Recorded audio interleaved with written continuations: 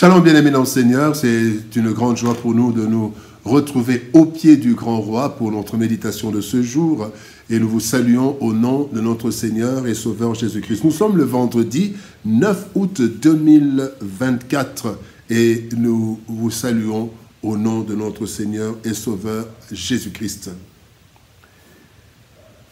2 Timothée chapitre 4 verset 7, tel est le verset de ce jour.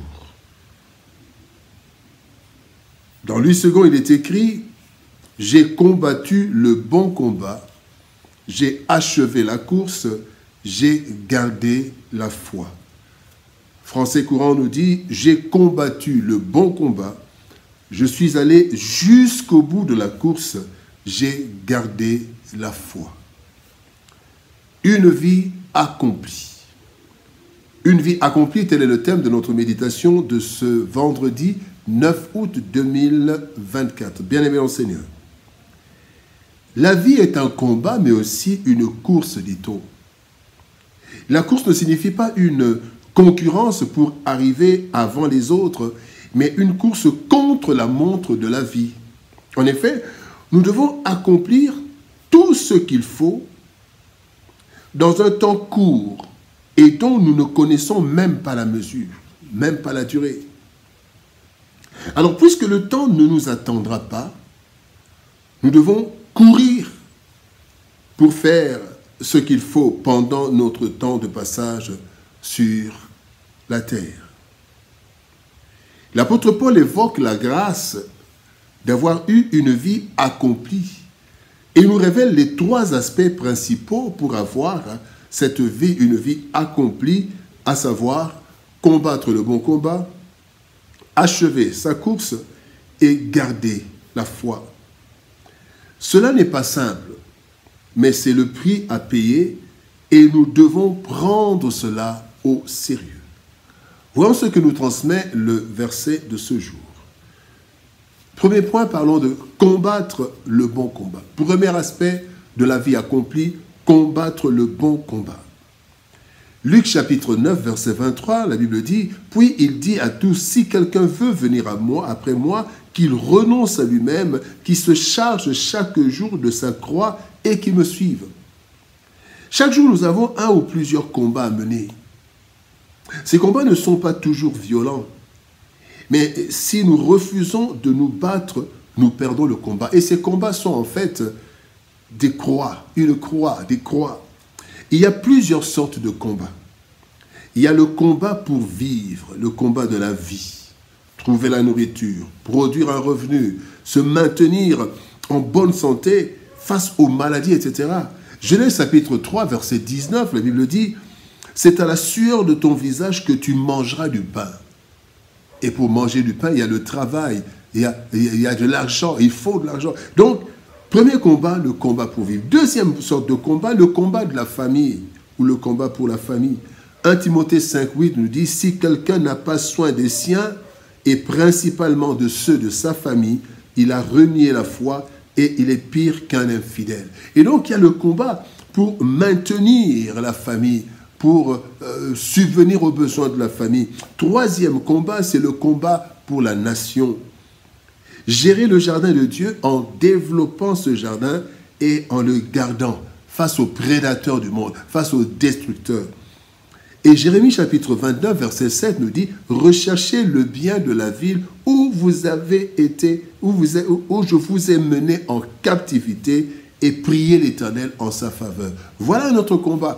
Combattre pour que les inégalités partent et tout cela, le combat pour le pays. Et enfin, le combat pour l'Église.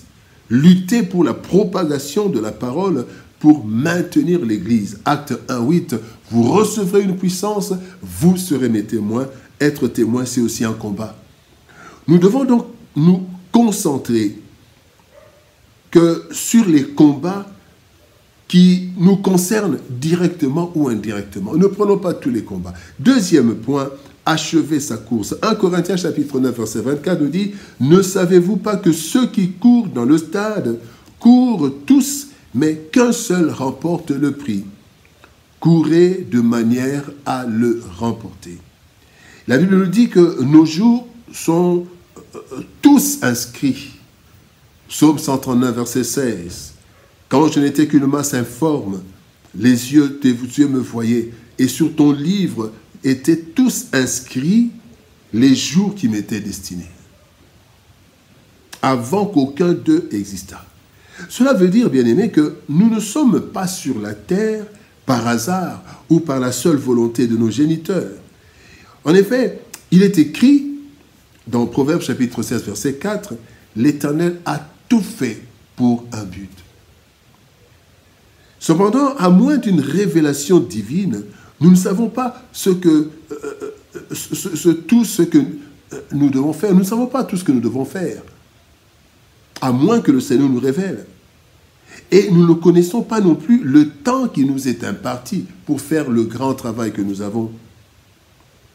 D'où la course sans distraction, ainsi que Paul le dit dans 1 Corinthiens chapitre 9, verset 26, il dit « Moi donc je cours, non pas comme à l'aventure. Ne vivons pas sur la terre comme en aventure, parce que nous avons, bien-aimés, nous avons à achever la course. Donc faire tout ce que nous devons faire pendant le laps de temps qui nous est donné. » Et aussi, le sage donne un conseil très édifiant dans Ecclésiaste chapitre 9, verset 10, il dit « Tout ce que ta main trouve à faire avec la force, fais-le, car il n'y a ni œuvre, ni pensée, ni science, ni sagesse dans le séjour des morts où tu vas. » Évidemment, bien-aimé, tout faire qui est conforme, qui est bien et conforme à la volonté de Dieu.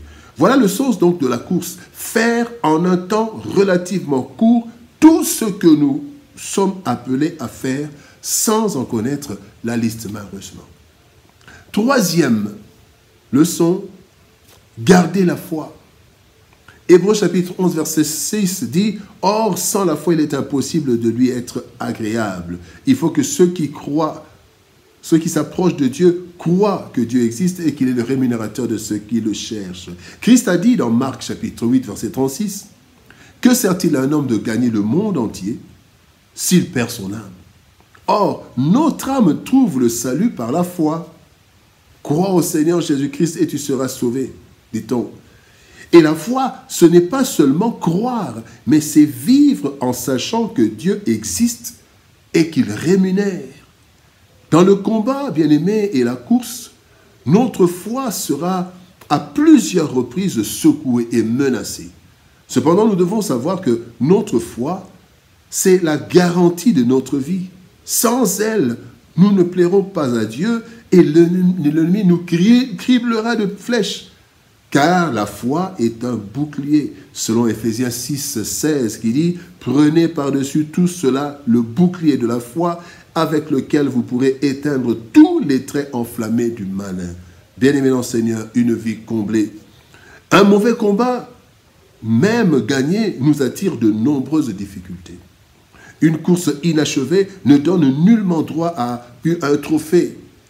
Et la perte de la foi, c'est la perte de la vie, quels que soient les exploits. Telle est la révélation du verset du jour qui nous appelle à avoir une vie comblée telle que Dieu le désire. Nous ne nous engageons donc pas dans des combats inutiles qui ne sont pas les nôtres. Donnons le meilleur de nous-mêmes pour aller jusqu'au bout de la course et surtout, bien-aimés, gardons la foi. Car sans elle, nous perdons tout ce que nous pouvons avoir et faire sur cette terre. Désirons donc tous une vie accomplie et travaillons à cela. Prions. Éternel Père de gloire, tu veux que nous ayons une vie accomplie. Et tu nous montres, Seigneur de gloire, que nous devons, Seigneur, combattre le bon combat, achever la course et garder la foi. Aide-nous, Seigneur, à ne pas nous embrouiller dans n'importe quel combat. Aide-nous, Seigneur de gloire, à rester attachés à toi, que notre foi ne soit pas enlevée à cause des problèmes que nous rencontrons dans le combat ou dans la course. Aide-nous à combattre, aide-nous à courir et surtout aide-nous à garder notre foi. Cher Saint-Esprit, merci. Aide mon frère, aide ma sœur et que ta grâce soit toujours sur nous. Au nom de Jésus-Christ, nous avons ainsi prié, Père. Amen. Bien-aimés dans le Seigneur, que Dieu nous bénisse. Shalom, au revoir et par la grâce de Dieu, Nous nous retrouvons demain pour notre dernière méditation de la semaine, demain samedi, et nous vous souhaitons une bonne méditation, une bonne croissance dans le Seigneur, parce que c'est par sa parole que nous croissons et que nous devenons de plus en plus ressemblants à Christ. Soyez bénis, shalom, au revoir et à demain.